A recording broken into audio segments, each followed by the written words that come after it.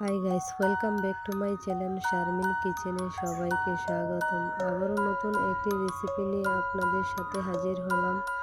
রসুন দিয়ে কষা গরুর মাংস রান্না করার রেসিপি।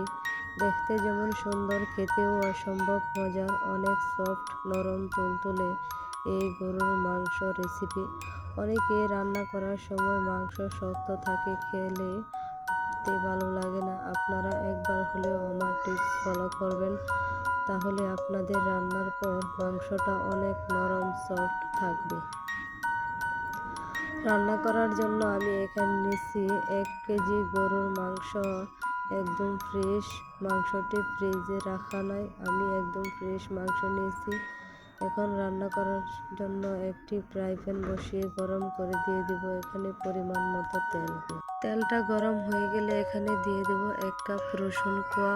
অবশ্যই আপনারা যদি রসুন কোয়া দিয়ে মাংস কষা রেসিপি তৈরি করতে চান, তাহলে রসুন কোয়াগুলো আগে ফ্রাই করতে হবে।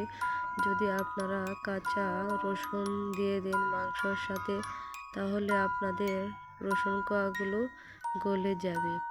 আপনারা যদি ফ্রাই করে পরবর্তীতে রান্নার পর অ্যাড করেন, তাহলে খেতে অসম্ভব মজার হবে। এখানে আমি দিয়ে দিব পেঁয়াজ রসুন বাটা 1 কাপ পরিমাণ। এখানে পেঁয়াজ রসুন বাটা আমি একসাথে দিয়েছি 1 কাপ পরিমাণ। এখন পেঁয়াজ রসুনগুলো আমি হালকা ফ্রাই করে ভেজে নেব। দিয়ে দিব 2টা তেজপাতা, এলাচ, দারচিনির টুকরা। আপনারা আপনাদের পরিমাণ মতো অ্যাড করবেন, আমার পরিমাণ মতো আমি অ্যাড করলাম। দিয়ে দিব 1 চামচ মরিচের গুঁড়া, 1 চামচ হলুদের গুঁড়া, স্বাদ মতো লবণ।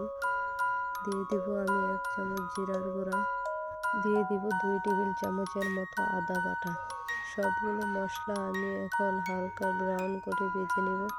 মশলাগুলো ভাজা হয়ে গেলে আমি এখন দিয়ে দেব এখানে সামান্য পরিমাণ পানি দিয়ে আমি মশলাগুলো কষিয়ে নেব।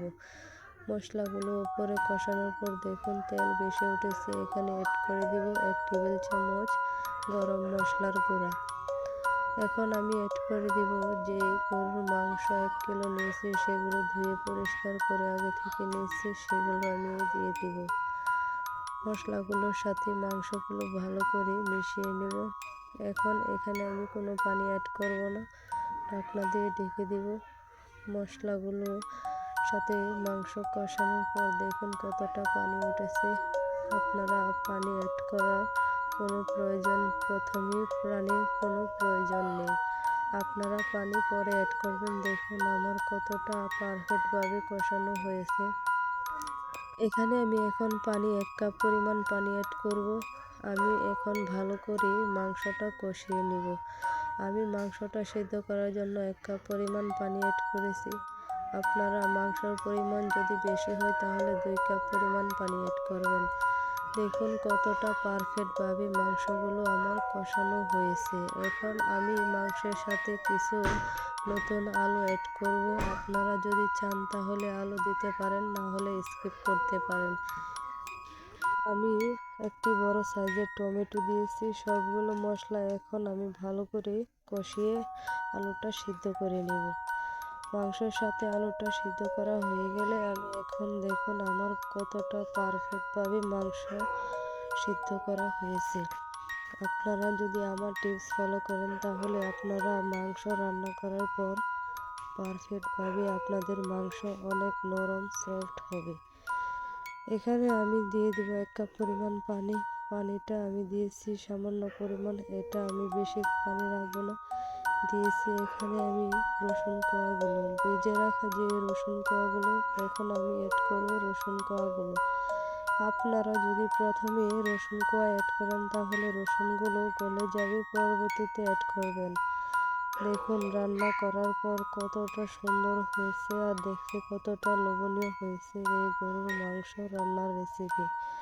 একবার হলেও আশা করি আপনারা রসুন কোয়া দিয়ে ট্রাই করে দেখবেন, কতটা মজাদার হয়েছে। রান্না করার পর বুঝতে পারবেন।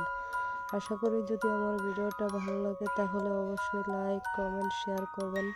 নতুন নতুন ভিডিও পেতে অবশ্যই বেল বাটনটি অন করে দিবেন। আমার ফেসবুক পেজ অবশ্যই ফলো করবেন। আশা করি সবাই ভালো থাকবেন, সুস্থ থাকবেন। আল্লাহ হাফেজ।